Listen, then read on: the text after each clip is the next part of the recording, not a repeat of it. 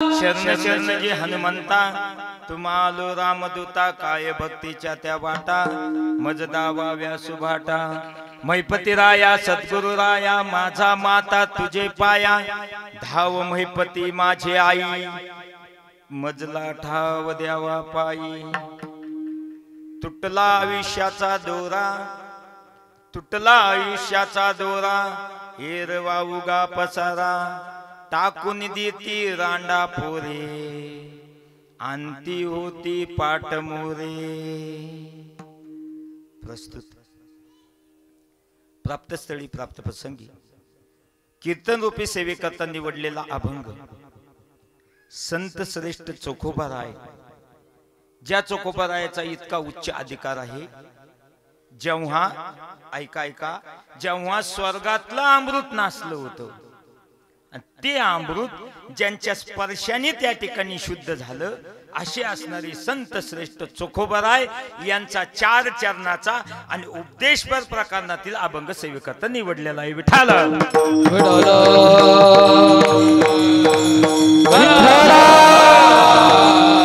मुक्त कैवल्य तेजोनी ज्ञानोबराय अखिल विश्वातील प्राणप्रिय संत तुकोबाराय शांती ब्रह्म एकनाथ महाराज सद्गुरु नारायणगिरी बाबा संत कवी महिपती महाराज सकल संतांच्या चरणी साष्टांग प्रणिपात करून सिद्ध साधक संत महंतांना ग्रामदेवतेला तसं श्रोता मायबाप वर्गाला अभिवादन करून सेवेला प्रारंभ करतो। विठ्ठल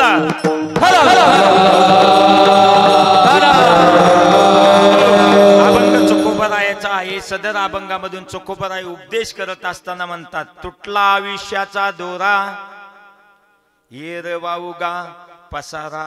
एकदा या आयुष्याचा दोरा तुटला की तो तुटला महाराज। येर वाऊगा पसारा या ठिकाणी हा आपला सगळा काय आहे, पसारा आहे। पसारा कोणता पसारा सांगितलाय महाराज म्हणतात, टाकून देती रांडा पोरे। त्या ठिकाणी आपल्या असणारी पत्नी असेल आपले पोरा असेल सर्व त्या ठिकाणी टाकून देतात, कारण की ते असणारे काय असतात ते महाराज असणारे द्वितीय चरणाच्या पूर्वार्धात सांगतात की हे जे असतात ना माझे माझे ते अंती होती पाटमोरे। ते अंत काळाला काही जण पाठीमागे चालतात आणि काही जण पुढे चालतात महाराज। काही जण पाठीमागे चालतात काही जण पुढे चालतात। म्हणून महाराज उपदेश करत असताना म्हणतात, अवघे सुखाचे सांगती। हे अवघे म्हणजे हे आपलं जन समाज आपले नातलग हे अवघे जे आहेत ना शास्त्रामध्ये त्या ठिकाणी सांगितलंय अवघे म्हणजे जन हे समाज हे अवघे सुखाचे संगती। हे कशाचे संगती, फक्त सुखामध्ये संगतीला आहे। अंती कामाना कोणी येती, शेवटच्या वेळेस कोणी कामाला येत नाही। म्हणून त्या ठिकाणी चोखोबाराय म्हणतात, आपली फजिती झाली। फजिती कोणती, चोखा म्हणे फजिती खोर। माझे माझे म्हणती घर, टाकून देती रांडा पोरे अंती होती पाटमोरे। विठ्ठला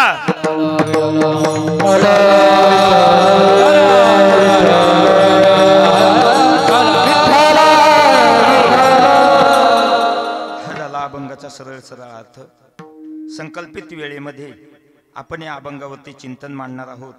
तत्पूर्वी चाललेल्या कार्यसंबंधाबद्दल थोडासा परिहार देणे वक्त्याचं कर्तव्य असल्या कारणाने थोडासा परिहार तो असा की ज्यांना आपल्यातून जाऊन 1 वर्ष पूर्ण झालं असे कैलासवासी आदरणीय शरद निवृत्ती कोळशे अर्थात तात्या यांना आपल्यातून जाऊन 1 वर्ष पूर्ण झालं आणि त्यांचा असणारा प्रथम पुण्यस्मरण वर्ष श्राद्ध विधी तिथी या ठिकाणी ब्राह्मण देवतेच्या साक्षीने पिंडदान झालेलं आहे।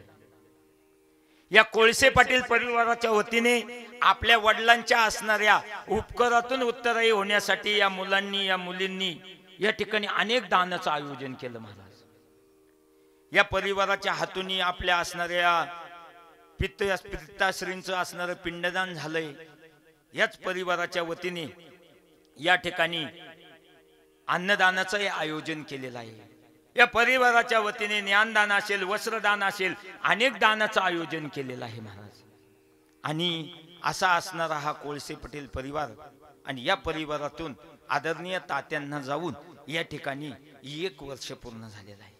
बघा, मी नेहमी सांगत असतो गड्या आणि सांगत राहीन, परिवाराचा आधार जर कोण असेल तर तो बाप असतो महाराज. परिवाराचा आधार जर कोण असेल तर तो बाप असतो आणि परिवाराची सावली जर कोण असेल तर ती माय असते, आई असते गड्या. बाप गेला, परिवाराचा आधार गेला महाराज. कसाही असू द्या महाराज, कसाही असू द्या, तो लंगडा असू द्या, पांगळा असू द्या, बहिरा असू द्या, मुका असू द्या, कसाही असू द्या, फक्त त्या बापाची चप्पल घराच्या बाहेर सोडेल असू द्या, तरी सुद्धा त्या घराकडे कोणाची वाईट बघण्याची हिंमत होत नाही. त्याला बाप असं म्हणतात, त्याला बाप असं म्हणतात महाराज. म्हणून बाप तो बापच असतो गड्या. बाप तो बापच असतो. कसा असतो बाप, ऐका गड्या, सांगून जाईन मी. एका कविताकाराने सुंदर वर्णन केलंय. कसा असतो बाप, उरामध्ये माया त्याची काळ्या मेघवानी, दाखविना कधी कुन्हा डोळ्यातल पाणी. उरामध्ये माया त्याची काळ्या मेघवानी, दाखविना कधी पुन्हा डोळ्यातल पाणी. जिजू जिजू संसाराचा गाडा हाकला,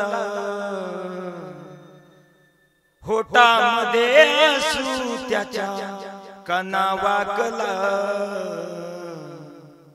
घडीभर तू थांब गड्या, ऐक त्याची थाप रे. लई अवघड हाय गड्या, उमगया बाप रे, उमगया बाप रे. लई अवघड हाय गड्या, उमगया बाप रे, उमगया बाप रे. कसा असतो बाप, ऐका, बाप तो बापच असतो महाराज. परिवाराचा आधार जर कोण असेल तर तो बाप असतो आणि परिवाराची सावली जर कोण असेल तर ती माय असते महाराज. बाप गेला, परिवाराचा आधार गेला महाराज. कारण की मी बोलून गेलो, जोपर्यंत बाप जिवंत आहे तोपर्यंतच या परिवाराला आधार असतो महाराज. म्हणून कसाही असू द्या महाराज, तो लंगडा असू द्या, पांगळा असू द्या, बैरा असू द्या, मुका असू द्या, फक्त त्या बापाची चप्पल आपल्या घराच्या बाहेर सोडेल असू द्या. कारण की जगामध्ये एकच पार्ट असं आहे महाराज, एकच आहे की जे त्या पार्टाचा काही स्वार्थ नसतो महाराज. ऐका बर का, स्वतः तुटकी चप्पल घालतो पण मुलांना नवीन देतो, त्याला बाप असं म्हणतात. स्वतः फाटके कपडे घालतो पण मुलांना नवीन देतो, त्याला बाप असं म्हणतात. रात्रंदिवस कष्ट करतो, एक एक रुपयाचं धन साचवतो आणि एकाएकी सगळं धन आपल्या मुलांच्या ताब्यात देतो, त्याला बाप असं म्हणतात. बाप करे जय हो. बाप करे वा वा.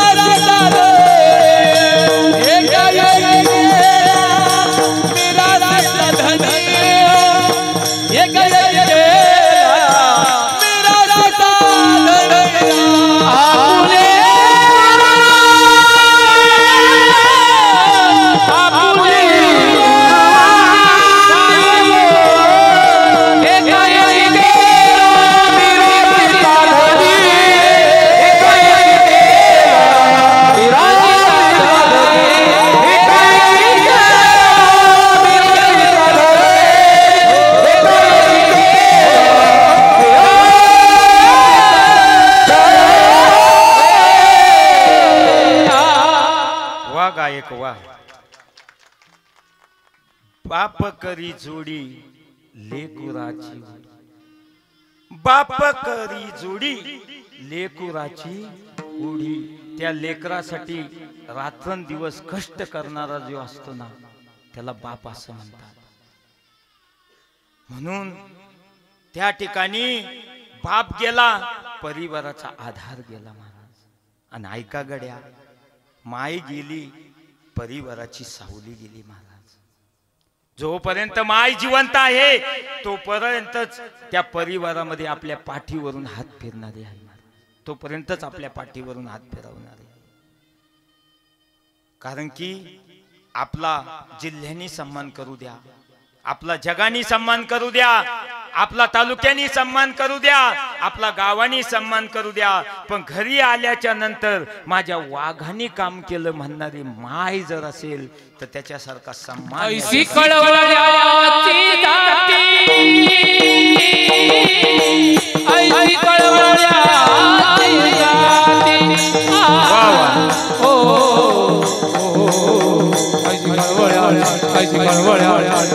ऐसी कळवळ्याची जाती, ऐसी कळवळ्याची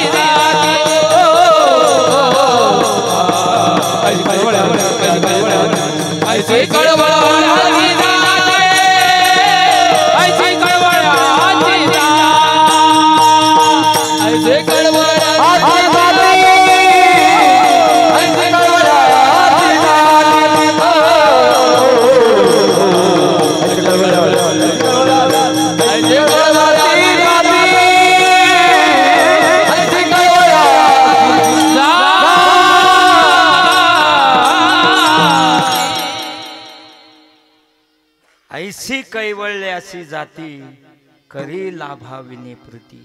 जगद्गुरु तुकोबाराय म्हणतात की या जगामध्ये निस्वार्थी प्रेम करणारं फक्त एकच पार्ट आहे, त्याचं नाव आहे माय, आई आहे महाराज. ऐका ऐका कसे असते गड्या आई. बोलून जाईन मी तुम्हाला, सांगून जाईन कशी असते माय, कशी असते आई.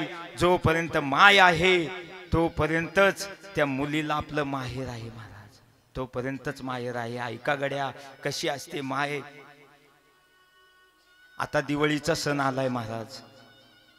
80 वर्षाची माय असू द्या, 80 वर्षाची आई असू द्या, त्या आईला उठता येत नसू द्या, तिचे हातपाय लटलट कापत असू द्या, ती धरणीवरती पडेल असू द्या, आणि त्या दिवाळीच्या सणाला त्या माईची 55 वर्षाची मुलगी येऊ द्या महाराज. किती? 55 वर्षाची मुलगी येऊ द्या.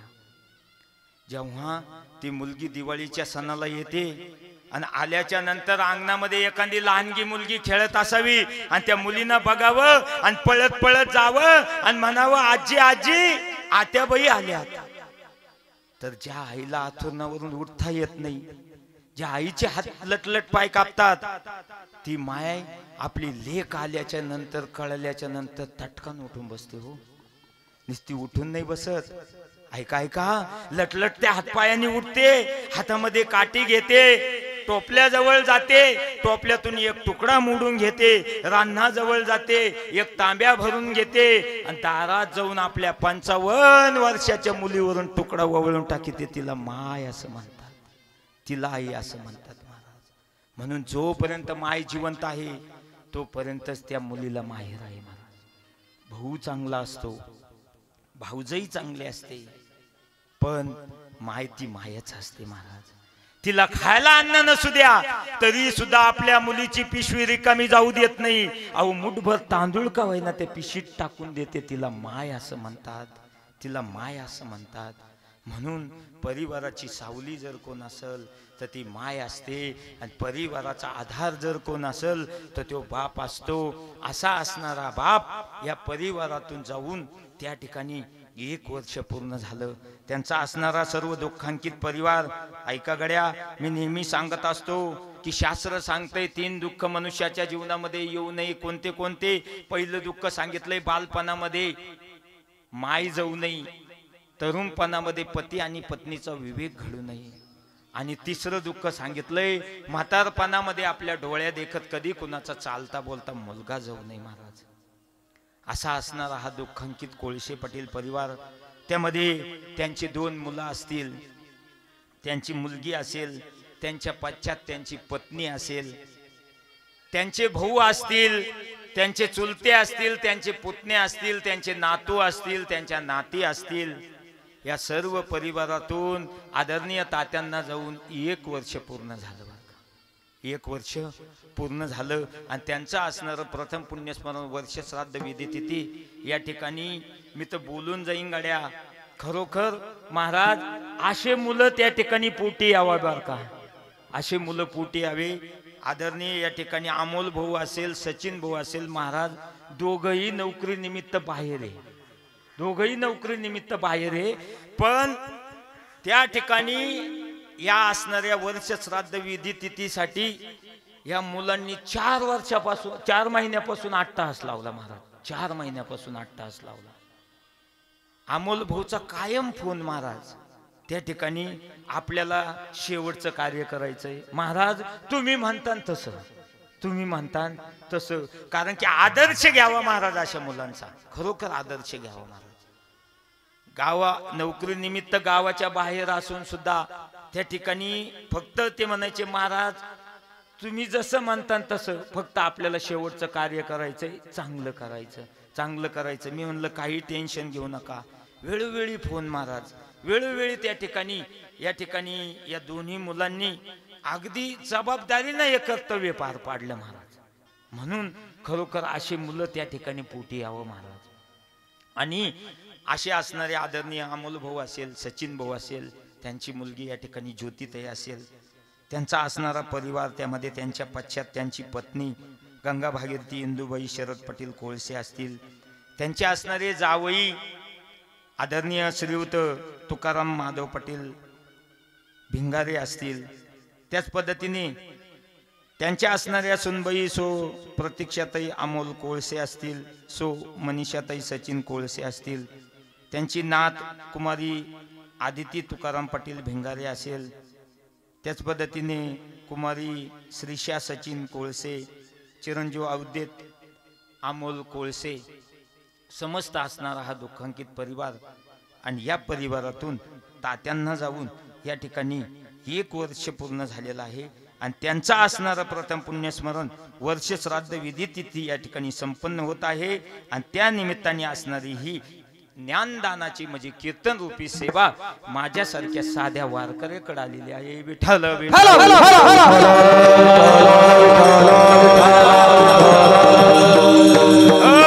या कार्यासाठी धडपड करण्यासाठी या दोन्ही मुलांच्या समेत असणारे आदरणीय श्रीयुत अनिल भाऊ खाडे अगदी तेवढंच खांद्याला खांदा मिळून त्या ठिकाणी कार्य करत आहे बरं का. कारण की त्या ठिकाणी अमोल भाऊचं म्हणणं असायचं आम्हाला काही माहित नाही, मी म्हणायचं अनिल भाऊला विचार, त्यांना सगळं माहिती आहे. असं असणारं हे कार्य या कीर्तनरूपी सेवेला शृंगारित करण्यासाठी सर्वच असणारे भजनी मंडळ, त्र्यंबकपूर मधलं सर्व असणारं भजनी मंडळ सगळ्यांच्या चरणी साष्टांग प्रणिपात करतो. टाकळीमियाचं असणारं सर्व भजनी मंडळ सर्वांच्या चरणी साष्टांग प्रणिपात करतो. सर्वच परिचित आहे. जातपवरूनही भजनी मंडळ आलेले आहे. प्रामुख्याने आदरणीय आपल्या परिसराचं भूषण अगदी सुंदर असे कीर्तनकार ज्येष्ठ असे असणारे आदरणीय चिंदे महाराज या ठिकाणी विना घेऊन उपस्थित आहे. बाबांच्या चरणी साष्टांग प्रणिपात करतो. लाखीवरून आलेले आदरणीय या ठिकाणी उत्कृष्ट असं गायन करतात असे असणारे आदरणीय काका आढाव काका या ठिकाणी दत्तू काका उपस्थित आहे. काकांच्या चरणी साष्टांग प्रणिपात करतो. आज आमचं भाग्य महाराज सारोळा बद्धीवरून त्या ठिकाणी ते एकले नाही आले, स्वतः सरपंच आले म्हणजे अख्खं गाव आलं महाराज. म्हणून आदरणीय आमच्या महाराजांच्या समेत या ठिकाणी सारोळा बुद्धीचे सरपंच उपस्थित झाले. बाबांच्या चरणी साष्टांग प्रणिपात करतो. महाराष्ट्रामध्ये सध्या ज्यांची ख्याती आहे, कारण की त्या पूर्व भागामध्ये फक्त एकच आवाज आहे, दिसायला दोघ आहे पण आवाज एकच आहे, असे असणारे आदरणीय शिवाजी महाराज मगर व आदरणीय या ठिकाणी युवा कीर्तनकार सुंदर कीर्तन करतात असे असणारे सचिन महाराज कदम या ठिकाणी उपस्थित झाले. त्यांच्याही चरणी साष्टांग प्रणिपात करतो. आणि तुमचा जसा आवाज आहे तसा आमच्या परिसराचा आवाज आहे. भूषण असणारे आदरणीय मारुती महाराज या ठिकाणी उपस्थित आहे. आदरणीय माऊली महाराज या ठिकाणी उपस्थित आहे. ते उत्कृष्ट गायनाचार्य आहे. सर्व समस्त असणारं सर्व भजनी मंडळ सर्वांच्या चरणी साष्टांग प्रणिपात करतो. या ठिकाणी मृदुंगावरती आदरणीय प्रतीक महाराज असतील. त्याच पद्धतीने या परिवारावरती प्रेम करणारे सर्वच आपतेष्ट गणगोत्र मित्र परिवार सामाजिक राजकीय धार्मिक क्षेत्रातील सर्व मान्यवर या ठिकाणी उपस्थित आहे. या ठिकाणी आमच्यावरती नितांत प्रेम करत असणारे चिंचवेरे वरून आलेले आदरणीय चोते गुरुजी त्यांनाही साष्टांग प्रणिपात करतो. या असणाऱ्या कार्यक्रम आपला कायम जिवंत राहावा. आपला कार्यक्रम त्या ठिकाणी अमोल भाऊचं म्हणणं होतं का आमचा असणाऱ्या वडिलांचा कार्यक्रम आम्ही कधी सर्च केलं तरी सुद्धा दिसावा असा असणारे यूट्यूब चॅनलचे सर्वेश्री आदरणीय आमचे दादा अभिदादा या ठिकाणी उपस्थित आहे. उत्कृष्ट त्या ठिकाणी ते शूटिंग करतात असे असणाऱ्या अभिदादांचे चरणी साष्टांग प्रणिपात करतो.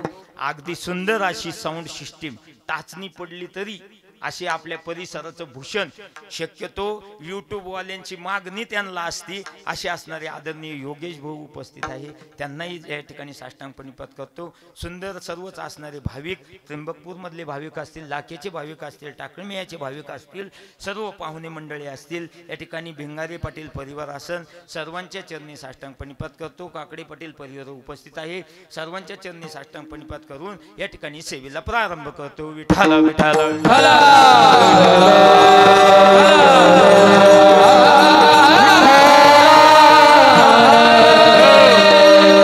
संकल्पित वेळेमध्ये आपण या अभंगावरती चिंतन मांडणार आहोत. अगदी संकल्पित, जास्त वेळ मी घेणार नाही, पण थोडासा विलंब झाल्यामुळे आणि घरूनच तशी सूचना असल्या कारणाने अगदी 12:30 पर्यंत आपण थांबण्याचा त्या ठिकाणी प्रयत्न करू. अभंग संत श्रेष्ठ चोखोबरायांचा आहे. सदर अभंगामधून संत श्रेष्ठ चोखोबराय उपदेश करतात. उपदेश करत असताना त्या ठिकाणी म्हणतात की दादा हो, आपलं जे आयुष्य आहे ना, हे आयुष्य भविष्य कुणाच्या हातामध्ये नाही महाराज. या आयुष्य आणि भविष्याची गणती कुणालाही करता येणार नाही. म्हणून आजचं जे कार्य आहे ना, ऐका उत्तरविधी कार्य याला म्हणतात बरं का. काय म्हणतात? उत्तरविधी कार्य. प्रथम पुण्यस्मरण, वर्ष श्राद्ध, विधी, तिथी. ऐका मग हे श्राद्ध केलं पाहिजेत का? हो, केलं पाहिजेत का? त्याला 3 कारण शास्त्रांनी सांगितले. प्रथम कारण सांगितलंय ते म्हणजे शास्त्र सांगतंय म्हणून केलं पाहिजेत. दुसरं कारण सांगितलं आपल्या पूर्वजांनी केलंय म्हणून केलं पाहिजेत. आणि तिसरं कारण सांगितलंय ते म्हणजे कृतज्ञता म्हणून केलं पाहिजेत. विठ्ठल विठ्ठल विठ्ठल.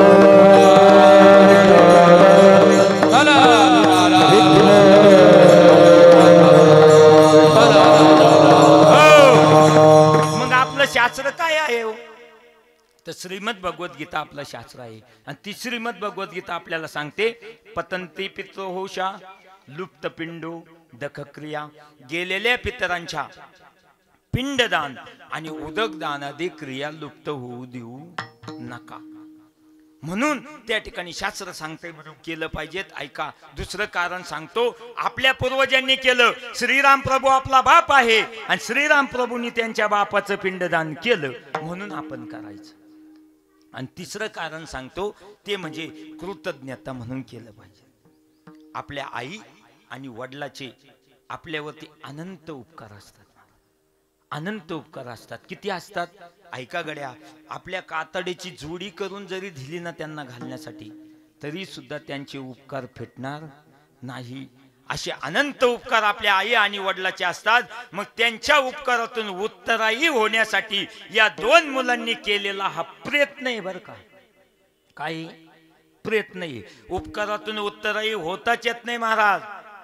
तुम्ही म्हणता महाराज मग उपकारातून उत्तरही होता येत नाही, मग कशासाठी एवढा खटाटोप करायचा, कशासाठी एवढं अन्नदान, कशासाठी एवढा मंडप साऊंड सिस्टीम, कशासाठी गायक एवढ्या लांबून बोलायचे, कशासाठी एवढा अट्टहास.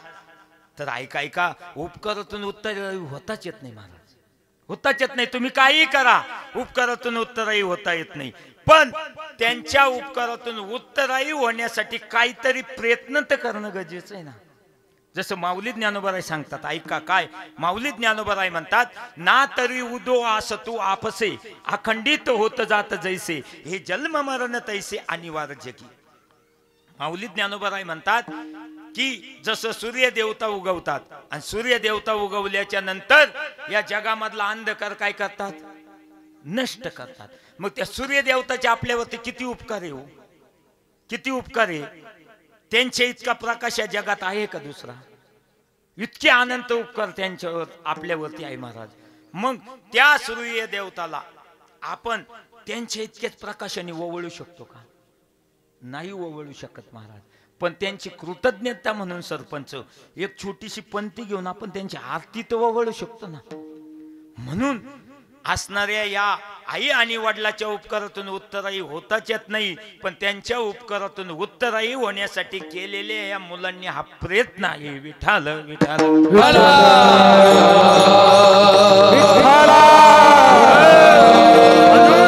श्राद्ध विधी करावी, दशक्रिया विधी करावी, उत्तर कार्य त्या ठिकाणी उत्तर विधी करावे. कारण की मी बोलून जाईन गड्या, भगवंताने रचना करत असतानाच त्या ठिकाणी मनुष्याच्या जीवनामध्ये अनेक पर्वकाळ सांगितले. चला डायरेक्ट विषयालाच हात घालतो. किती पर्व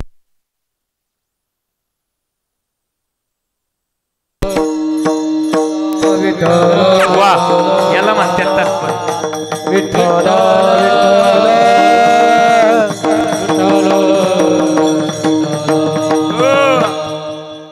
याला म्हणतात तत्पर बर का. म्हणून हे साऊंड सिस्टीमचं काम सुद्धा सोपं नाही महाराज.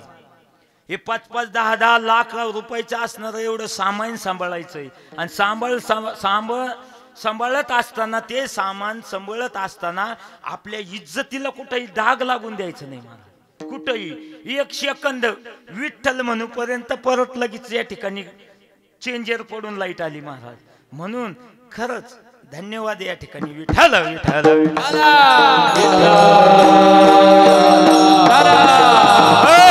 जीवनामध्ये कोणतंही कार्य करत असताना ऐका गड्या, या ठिकाणी साऊंड सिस्टीमचं का कार्य करत असताना महाराज काय होतं, आमच्यासारखे महाराज लोक येतात आणि त्या असणाऱ्या साऊंड सिस्टीम वाल्यावर त्या ठिकाणी काय करतात, रुबाब करतात बर का.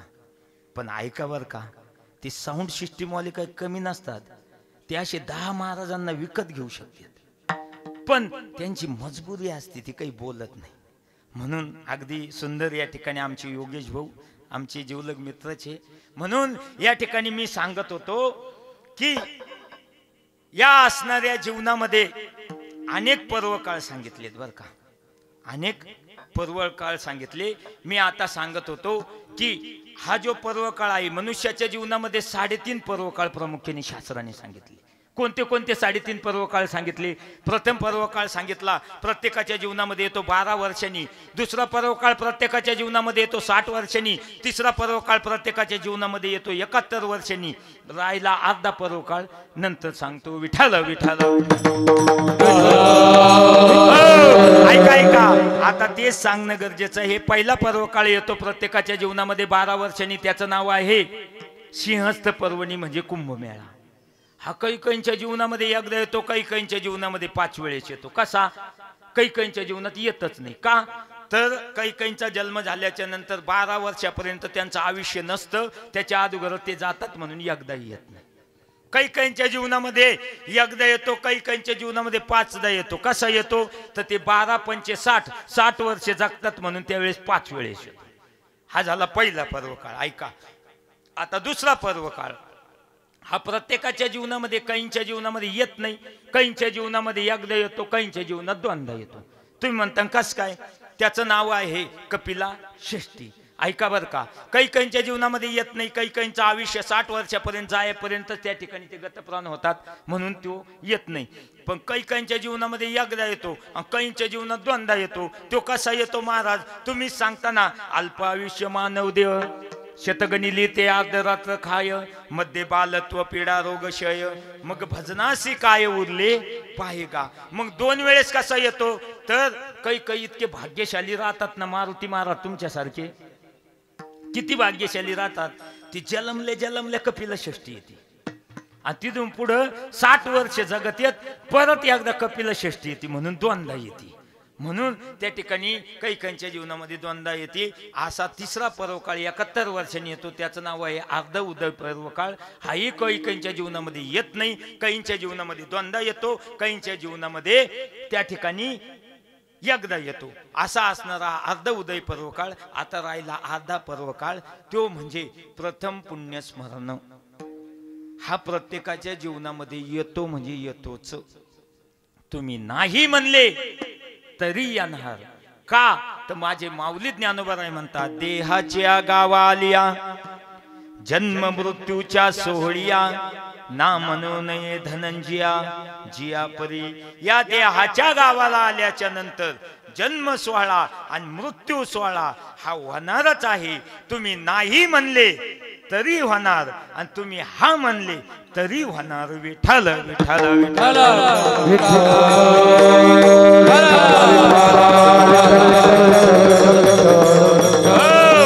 त्याचं नाव आहे प्रथम पुण्यस्मरण वर्ष श्राद्ध विधी तिथी. आणि खरोखर मी बोलून जाईन गड्या, कारण की भगवंतांनी रचना करत असताना त्या ठिकाणी इतकी सुंदर रचना केली महाराज. आता या ठिकाणी पर्वकाळ येऊ राहिला. कशाचा? नवरात्रीचा पर्वकाळ येऊ राहिला. या नवरात्रीच्या पर्वकाळामध्ये उपासना सांगितली देवीची. कोणाची? अनादि निर्गुण प्रगटली भवानी, मोहशासुर मर्मदाला तपाची करवया झाली, पत्ता लागे देऊ पावेसी जिरवानी, पत्ता लागे तू पावेसी जिरवानी.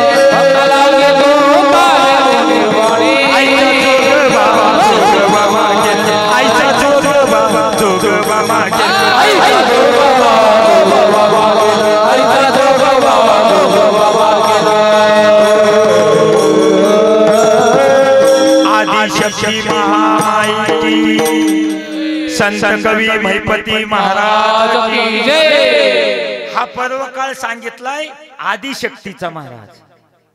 म्हणून रामनवमीचा पर्वकाळ असेल, शिवजयंतीचा पर्वकाळ असेल, शिवरात्रीचा पर्वकाळ असेल, तसाच एक पर्वकाळ आपल्या सगळ्यांना सांगितलाय. तो म्हणजे आपल्या असणाऱ्या गेलेल्या पितरांची सेवा करण्यासाठी. त्याचं नाव आहे पितृपक्ष. त्याचं नाव आहे पितृपक्ष. या पितृपक्षामध्ये हा पितृपक्ष फक्त आपल्या पितरांची सेवा करण्यासाठी दिलाय. कशाची? पितरांची सेवा करण्यासाठी. या पितृपक्षामध्ये कोणतीही देवता प्रसन्न होत नाही. या पितृपक्षामध्ये फक्त एकच देवता प्रसन्न होती, तिचं नाव आहे पितर. विठ्ठल विठ्ठल.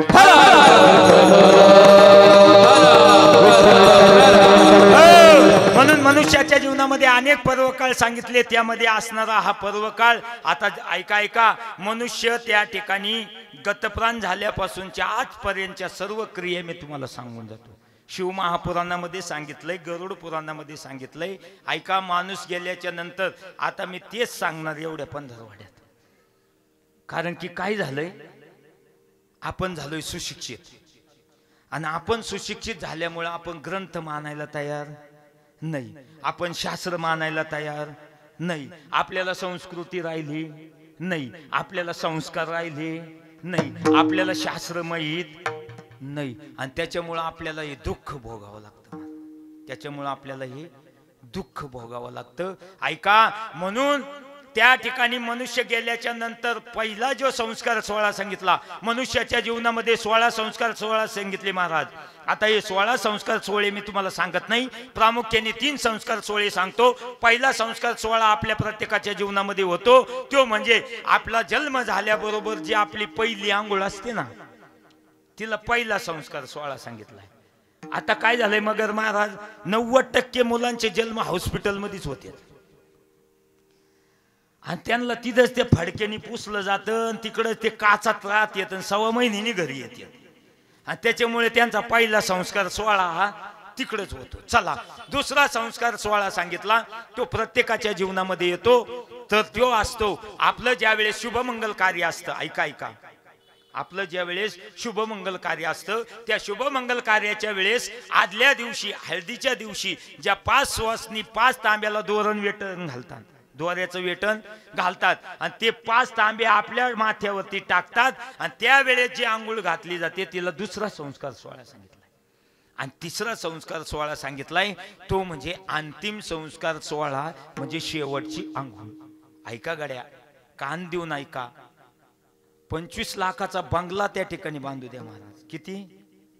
बापाने 25 लाखाचा बंगला बांधू द्या, 2-2 लाखाचे बाथरूम असू द्या, उभ्याने आंघोळ, बसून आंघोळ, झोपून आंघोळ. आता ते टपक काय निघलेत महाराज, झोपून आंघोळ असू द्या, तरी सुद्धा शेवटची आंघोळ ही अंगणातच आहे महाराज. कुठे? अंगणातच आहे. फक्त एवढं जरी ध्यानात ठेवलं ना महाराज, एवढं जरी, तरी ज्यांना ज्यांना संपत्तीचा गर्व आहे ना, त्यांचा गर्व निघून जाईल महाराज. म्हणून मी नेहमी सांगत असतो, संपत्तीचा गर्व कोणी करू नये महाराज, कोणीच करू नये. आपल्याकडे किती के, रावणाकडे सोन्याची लंका होती महाराज, रावणाकडे सोन्याची लंका होती, तरी सुद्धा शेवटी फुटका मणी सुद्धा सोबत गेला नाही. ऐका, सिकंदर राजाने जग जिंकलं होतं, सिकंदर राजाने जग जिंकलं होतं, पण त्या सिकंदर राजाने आपल्या सेवकांना सांगितलं की ज्या वेळेस मी गतप्राण होईन, मरण पावन, त्यावेळेस तिरडी बांधत असताना माझे हात बांधू नका. का? माझे हात मोकळे राहू द्या, बाजूला राहू द्या. का? तर या समाजाला कळू द्या, सिकंदर राजाने जग जिंकलं होतं, तरी शेवटी मोकळ्या हाताने धन मिळून कोट्या